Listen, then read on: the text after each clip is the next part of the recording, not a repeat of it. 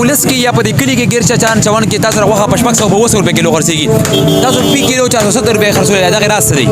دوی په کمولونی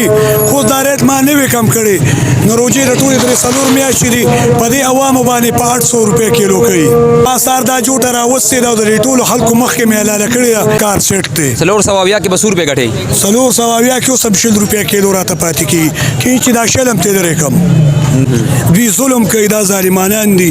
ځکه چې دوی کم د روجي ریټ ولګي هغه روجي ریټ دا یو کال بیا چلیږي بسم الله الرحمن الرحیم السلام علیکم قدرمنو زم اکرام الله صدیقی او داسم کې تاسو لري شو قدرمنو سپانه ګوره قدرمندو راغلی ما د شب قدر کې د زیابې دکان ته پوسټر لګولې دي چې گوشت پی کیلو 470 روپے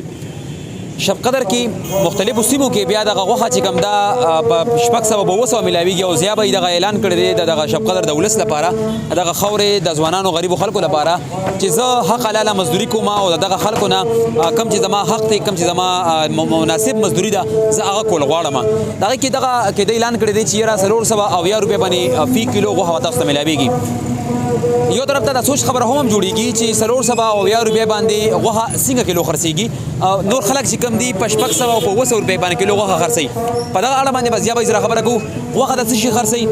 کم زناور اعلان کړی دی یا څه شي دي مثلا په دغه وتر خبره کو زیا بھائی څنګه یې جی خیمه څنګه ته خیر دی جی دا دوی او ولس کې یا په دې کلی کې ګیر چان چون کې تاسو غوښه په 500 او 200 روپے کیلو خرڅيږي تاسو په کیلو 470 روپے خرڅول دا غیر راست دی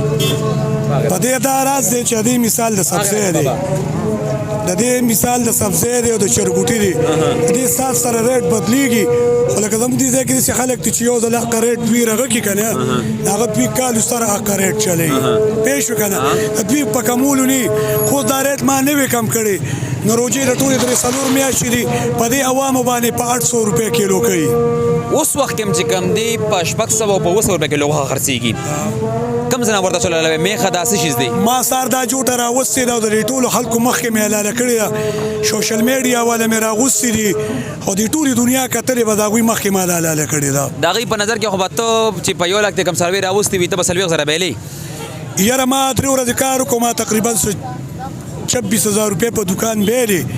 خو هغه په میغو کې را سر کړی اوس الحمدلله کار سیټ دی اوس کار سیټ دی سلور سواویا کې 200 روپے غټي سلور سواویا کې 100 روپے کیلو راته پاتې کی چې دا شلم ته درې کم دا خلک خو به ته چې کم دي د آس پاس کې خلک به دشمنان ډیر شي یار زه چې دا ټول قصابان ته یو اتفاق شي کنه والله چې پرتګونه ته له وباسم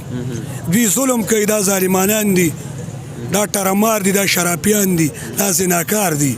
دوی ځکه ظلمونه کوي او دا پیسې په غلط طرف دوی استعمالي دوی چې کله انصاف وکړو کنه نه اسپم ني ځکه چې دوی کم د روجي ریټ ولګي هغه روجي ریټ دا یو کال بیا چلیږي زیا به یو بل خبره کوم تاسو د روجي ذکر وکم آیا روجه کې د میخه چې د سپیشل جوړ شي او کسب جرم دا خو نه مرزيږي په روجه کې خرڅيږي ټیک شو روجه کې د دې کسان چې دلته یو سول لیډران دي غړ غړ هغوی دا ټول کسان خرڅداري کړي دي او چې هغوی ته بیا غوښه ناري ورته وایي راکړه 5 لک روپۍ زما راکړه هغه 6 لک روپۍ په هغې باندې ریسار کړي دي زه خو ځان له خپل څاروي حلالوم د بل قرضدار خو نه یم زه خپل څاروي راولم او ماله ښه واره کوي او ښه ټیټ واره ماله څه اعلان کوي په دې خلک هم راغونډ دي ته سوشل میډیا باندې دنیا تاسو ګوري سهار نه تاسو یو راج دی په سوشل میډیا باندې د شب قدر ټول میډیا والا راغلي تاسو دغه کړي دي زه خو ماښام ټیم کې رالم ما چې ریټونو کتل پروګرامونه مې وکتل څه اعلان کوي تق اعلان دي چې ان شاء الله لشل به وطن ورم کوم غریبانان خلک دي اما 10 روپے کیلو هم ډیر دی حلال پېښ سپیشل کلیپینګ وکړل یار د لاسونو لا بړقوي شب قدر کې یوازې په شب قدر کې نه تاثیر شب قدر سره آس پاس 12 یونین کونسل دي 12 یونین کونسل کې مونږ تاسو ته دا وایو چې مختلفو دي تاسو لاړ شي تاسو ته په کیلو غوښه چې کم دی په 600 روپے باندې 650 روپے باندې ملایويږي